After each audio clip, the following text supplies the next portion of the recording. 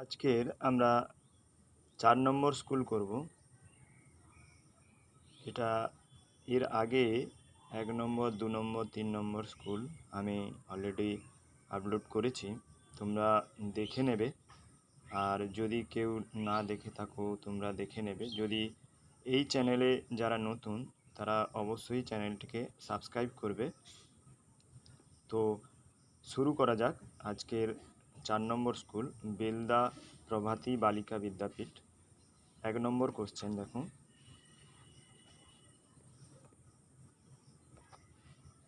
১ নম্বর কোশ্চেনে দেখো, নয়ের স্বাদ একটি কী? দেখো নয়ের স্বাদ একটি অপ্রকৃত ভগ্নাংশ। কারণ দেখো এর লবটা বড় আছে, লব বড় হলে সেটা অপ্রকৃত ভগ্নাংশ হয়। আয়তক্ষেত্রের ক্ষেত্রফল কী হয়? আয়তক্ষেত্রের ক্ষেত্রফল দৈর্ঘ্য গুণিতক প্রস্থ। ছোট থেকে বড় হিসেবে সাজাও। দেখো এগুলো এর মধ্যে যদি আমি ছোট দেখি, দেখো দশমিকের পরের সংখ্যাটা বিচার করো। দশমিকের পরের সংখ্যা এটা ০ আছে, এটা ০ আছে, এটা ৫ আছে, তার মানে এটা বড় হবে সবচেয়ে। তারপরের সংখ্যা আমি এবার দেখব, এটা ০ আছে, এটা ৫ আছে, তার মানে এটা তার চেয়ে বড় হবে। তাহলে সবচেয়ে ছোট এটা হবে। দেখো সবচেয়ে ছোট এটা, তারপরে এটা, তারপরে এটা। এরপরে শঙ্কুর শীর্ষবিন্দু কটি? শঙ্কুর শীর্ষবিন্দু একটি। ঘড়িতে ৩টে বাজলে মিনিটের কাঁটা ঘন্টার কাঁটা কত ডিগ্রি কোণ করে? ৯০ ডিগ্রি কোণ করে। আচ্ছা, এখানে বলেছে কত অংশ রং করা হয়েছে। দেখো দুটো ঘর রং করা হয়েছে, মোট আছে ৮টা, তাহলে ২-এর ৮ অংশ রং করা হয়েছে। ২.১-৩ মিশ্র ভগ্নাংশকে ভাঙলে কি পাবো? দেখো ২-৩ ৬, ১ ৭, ৭-এর ৩, ৭-এর ৩। ০.১ টাকা সমান কত পয়সা? ০.১ টাকা সমান কত পয়সা? ১০ পয়সা। ঠিক আছে। সূক্ষ্মকোণ হলো, এর মধ্যে সূক্ষ্মকোণ কোনটা? যতগুলো আছে কিন্তু সব স্থূলকোণ আছে, সমকোণ আছে, আর হচ্ছে এটা সরল কোণ আছে। এইটা হচ্ছে সূক্ষ্মকোণ। একটি ফুল ১০ হলে এটা কত হবে? দেখো ১০, ১০, ২০ আর হাফ, ২০ আর ৫, ২৫। পূজা ১০টি, তনুশ্রী ৩টি, শুভদীপ ৭টি মালা গাঁথল। তারা সবাই মোট কটি মালা গাঁথল? তাই হিসেব করার জন্য কি করব আমরা? তাহলে এটা যোগ করব। এবারে ২-এর দাগের কোশ্চেন দেখো, এটিকে দশমিক ভগ্নাংশে প্রকাশ করো এবং তাদের স্থানীয় মানে বিস্তার করো। দশমিক দেখো ১০ হচ্ছে পূর্ণ আছে, তাহলে দশমিকের আগে ১০ হবে। আর ৭৫০/১০০০ মানে কি হবে? ৭৫০/১০০০ মানে হবে 0.750। ৩টে শূন্য আছে, সেই জন্য দশমিক এখানে বসবে। তাহলে স্থানীয় মানে বিস্তার করলে, আচ্ছা এটাকে স্থানীয় মানে বিস্তার করলে কি হবে? স্থানীয় মানে ১০টা আগে হবে, ৭-এর ১০, ৫-এর ১০০, আর শূন্য আছে, সেই জন্য এটা লেখার কোনো দরকার নেই। আচ্ছা, এটা যোগ করো।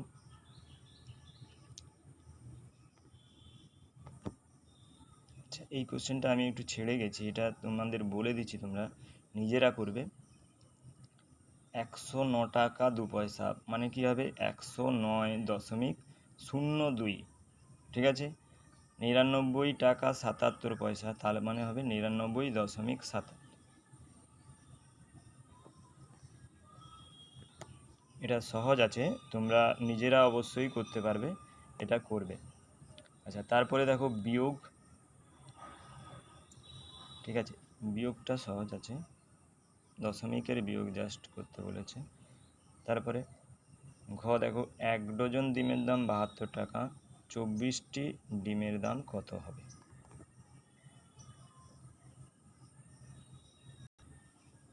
তাহলে ১ ডজন মানে ১২টি ডিমের দাম ৭২ টাকা। একটি ডিমের দাম হচ্ছে ৭২/১২ হবে। আর ২৪টি ডিমের দাম কী হবে? ২৪ ওপরে গুণ হবে, এটা কাটাকাটি করলে হবে ১৪৪ টাকা। দেখো সরল আছে, এরপরে দাগে 8 বিযুক্ত এটা, তাহলে 1 মাইনাস প্রথম বন্ধনীর কাজ আগে হবে, 1 মাইনাস 1 সমান 0 হবে। 3 থেকে 0 বাদ দিলে 3ই হবে, 5 থেকে 3 বাদ দিলে 2 হবে।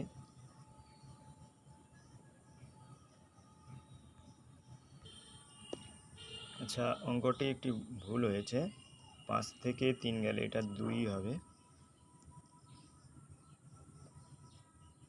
দেখো এটা 2 হবে, এবং তারপরে 8 থেকে 2 বাদ দিলে 6 হবে, 6 থেকে 2 বাদ দিলে 4 হবে।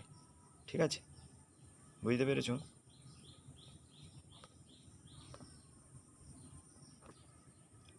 একটি বর্গাকার পার্কের ক্ষেত্রফল 1024 বর্গমিটার। এই পার্কটির প্রত্যেকটি বাহুর দৈর্ঘ্য কত? এটাকে কি করতে হবে? এটাকে দেখো 1004কে বর্গমূল করতে হলে উৎপাদক বিশ্লেষণ করতে হবে। উৎপাদক বিশ্লেষণ করলে উৎপাদক বিশ্লেষণের সাহায্যে বর্গমূল করলে হচ্ছে 32। তাহলে পার্কটির প্রতিটি বাহুর দৈর্ঘ্য হচ্ছে 32 মিটার। 6 দেখো যোগ কর, তাহলে এটি একটি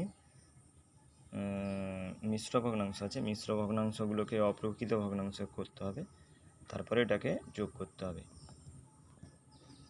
দেখো মিশ্র ভগ্নাংশগুলোকে অপ্রকৃত ভগ্নাংশে করে তারপরে যোগ করতে হবে। এটার আরও একটা পদ্ধতি আছে, তোমরা যদি পারো মেসেজ করে আমাকে জানাবে। একটি আয়তকার বাগানের পরিসীমা 160 মিটার এবং প্রস্থ 20 মিটার হলে দৈর্ঘ্য কত? তাহলে তার অর্ধ পরিসীমা বের করতে হবে 160/2। ঠিক আছে, 160/2 মানে 80।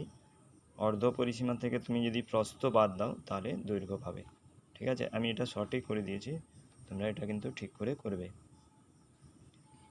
পরস্পর ছেদি সরলরেখা এবং সমান্তরাল সরলরেখার মধ্যে চিত্রসহ পার্থক্য লেখো। দেখো এটা একটা পরস্পর ছেদি সরলরেখা, এটা হচ্ছে সমান্তরাল সরলরেখা। ঠিক আছে, দুটোর মধ্যে পার্থক্য কি? পরস্পর ছেদি সরলরেখা একটি বিন্দুতে মিলিত হয়, মানে এই বিন্দুটাতে মিলিত হয়েছে। ঠিক আছে, সমান্তরাল সরলরেখা কখনো মিলিত হয় না, এদের যতদূর আমি বিস্তৃত করি না কেন এরা কোনো সময় মিলিত হয় না।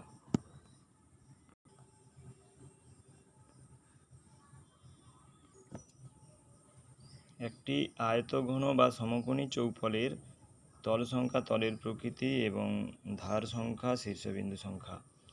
আচ্ছা, এটি আমি কিন্তু একটি ভিডিও করে রেখেছি, তোমরা অবশ্যই ভিডিওটি দেখে নেবে। একটি আয়তঘনের তলের সংখ্যা হচ্ছে 6টি, তলের প্রকৃতি সমতল, ধারের সংখ্যা 12টি এবং শীর্ষবিন্দু 8টি। আচ্ছা, দুটি বিন্দু দিয়ে কতগুলি সরলরেখা অঙ্কন করা যায়? অঙ্কন করে দেখাও।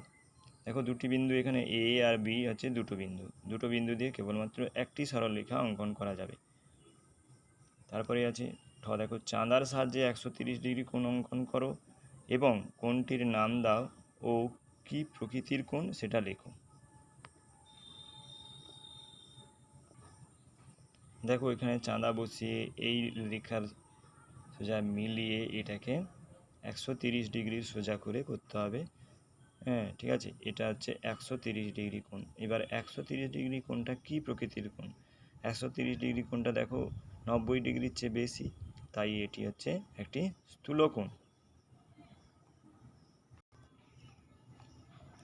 রিয়া ও ময়না 25টি তরমুজ নিয়ে বাজারে গিয়েছে। প্রত্যেকটি তরমুজ তারা 60 টাকা দিয়ে বিক্রি করেছে। প্রত্যেকটি তরমুজ তারা 40 টাকা দরে কিনেছিল। তাদের লাভের পরিমাণ তারা সমান ভাগে ভাগ করে নিল, তাহলে তারা প্রত্যেকে কত টাকা পেল? দেখো 25টি তরমুজের বিক্রয় মূল্য হচ্ছে 25 গুণিতক 60 মানে 1500 টাকা। 25টি তরমুজের ক্রয় মূল্য হচ্ছে 25 গুণিতক 40 মানে 1000 টাকা। তাহলে 1000 টাকায় কিনে তারা 1500 টাকায় বিক্রি করেছে, তাদের তাহলে লাভ হয়েছে কত? 1500 যুক্ত 1000, তাহলে 500 টাকা তাদের লাভ হয়েছে। তাহলে প্রত্যেকে কত করে পাবে? প্রত্যেকে 500 ভাজিতক 2, মানে দুজন আছে সেই জন্য 500 ভাজিতক 2, 250 টাকা করে পাবে। তারপরে দেখো ক্ষয়ের দাগে কী আছে, সরল আছে। প্রথম বন্ধনীর কাজ আগে হবে, তারপরে দেখো দ্বিতীয় বন্ধনীর কাজ, তারপর দ্বিতীয় বন্ধনীর পরে 8-এর আগে দেখো কোনো কিছু নেই, কোনো কিছু নেই মানে এটা এর, তাহলে এর মানে এই কাজটা আগে হবে, তাহলে এটা আগে গুণ হবে, এর মানে গুণের কাজটা আগে হবে। তারপরে এটা যোগ হয়েছে, যোগ হয়ে তৃতীয় বন্ধনী উঠে গেছে, উঠে বিয়োগ করলে এটা বেরিয়েছে 35। দেখো 3-এর দাগের গতে বলেছে একটি বর্গাকার বাগানের ক্ষেত্রফল 144 বর্গমিটার হলে বাগানটি ঘিরতে কত মিটার বেড়া দিতে হবে, প্রতি মিটার বেড়া 8 টাকা খরচ হলে মোট কত টাকা খরচ হবে। তাহলে এটা করতে হলে 144কে বর্গমূল করতে হবে, বর্গমূল করতে হলে 144কে উৎপাদক বিশ্লেষণ আগে করতে হবে। দেখো 144 মানে এটা বর্গমূল করলে হচ্ছে 12 মিটার। তাহলে বাগানটির পরিসীমা কী হবে, 4 গুণিতক একটি বাহু, হ্যাঁ, তাহলে 12 মিটার তার একটি বাহুর দৈর্ঘ্য বেরিয়েছে, তাহলে এটা হবে 48 পরিসীমা। বাগানটি ঘিরতে 48 মিটারের বেড়া দিতে হবে, তার মানে কি হচ্ছে বেড়া মানে চারদিকে, ঠিক আছে, আর সেটার মানে হচ্ছে পরিসীমা। আচ্ছা, প্রতি মিটারে 8 টাকা খরচ হলে মোট কত খরচ হবে, 8 গুণিতক 48 মানে 384 টাকা। এবারে একটি দেখো চিত্রলেখ দিয়েছে। ইমনের বার্ষিক পরীক্ষায় বিভিন্ন বিষয়ে প্রাপ্ত নম্বরের তালিকা দেওয়া আছে, আর এই একটা বটগাছের মতো চিহ্ন মানেই হচ্ছে 6 নাম্বার, ঠিক আছে। তাহলে বাংলায় 48 পেয়েছি, হ্যাঁ, 48 মানে 48 ভাজিতক 6 করলে কত হবে, 8 হবে, তাহলে 8টা বটগাছের মতো হবে। অঙ্কে 42 7, ঠিক আছে, 42কে 6 দিয়ে 7 হবে, 7 6 42, 7টে বটগাছ হবে। এবার ইংরেজিতে এটি দেখো, এটি হচ্ছে 39 আছে, তাহলে 6 6 36 হচ্ছে, আর যুক্ত 3 হচ্ছে, মানে 6টা পুরো গাছ থাকবে আর একটা হাফ গাছ থাকবে, ঠিক আছে।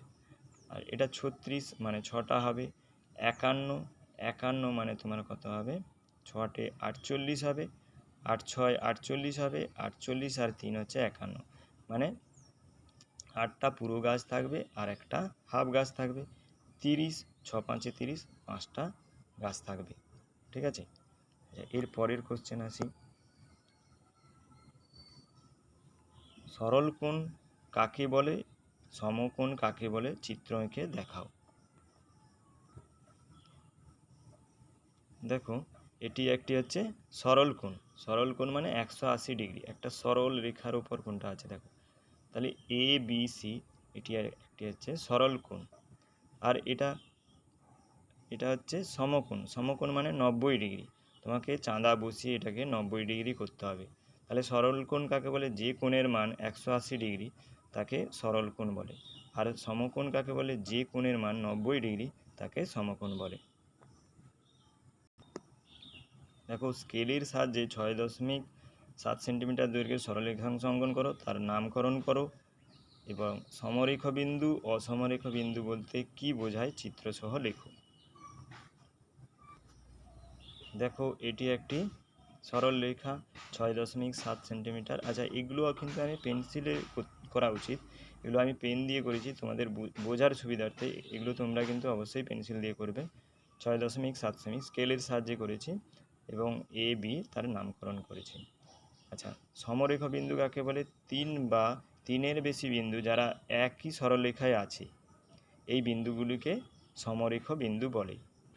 আচ্ছা, অসমরেখ বিন্দু কাকে বলে, যে সকল বিন্দু একই সরলরেখায় নেই তাদের অসমরেখ বিন্দু বলে। দেখো এখানে দেখো এ বি সি ডি সবগুলো কিন্তু এই রেখার উপর অবস্থিত, তাই এগুলো হচ্ছে সমরেখ বিন্দু। আবার এখানে কি হয়েছে, এখানে দেখো এ এই সরলরেখায় আছে কিন্তু বি সি ডি এরা এই সরলরেখায় নেই, তাই এগুলোকে বলা হচ্ছে অসমরেখ বিন্দু।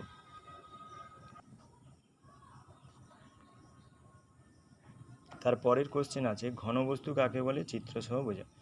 ঘনবস্তু যেসব বস্তু কিছুটা জায়গা দখল করে থাকে তাদের ঘনবস্তু বলে। এখানে দেখো ঘনবস্তুর চিত্র আঁকতে বলেছে একটা, তাহলে ঘনবস্তুর চিত্র তোমরা আঁকবে, কী করে আঁকবে? দেখো এখানে একটা আয়তকার ছবি আঁকবে, আয়তকার ছবি, আর এই এখানে তারপরে আরেকটা উপরে আয়তকার ছবি, তারপরে এই কোণগুলো যোগ করে দেবে। এটা আঁকা খুব সহজ, ঠিক আছে? ওকে, থ্যাংক ইউ এটা ভিডিওটা দেখার জন্য। এবং এই চ্যানেলে যারা নতুন আছো তারা অবশ্যই চ্যানেলটিকে সাবস্ক্রাইব করবে, আর ভিডিওটি ভালো লাগলে লাইক করবে এবং কমেন্ট করবে তোমরা এর পরে কী দেখতে চাইছো।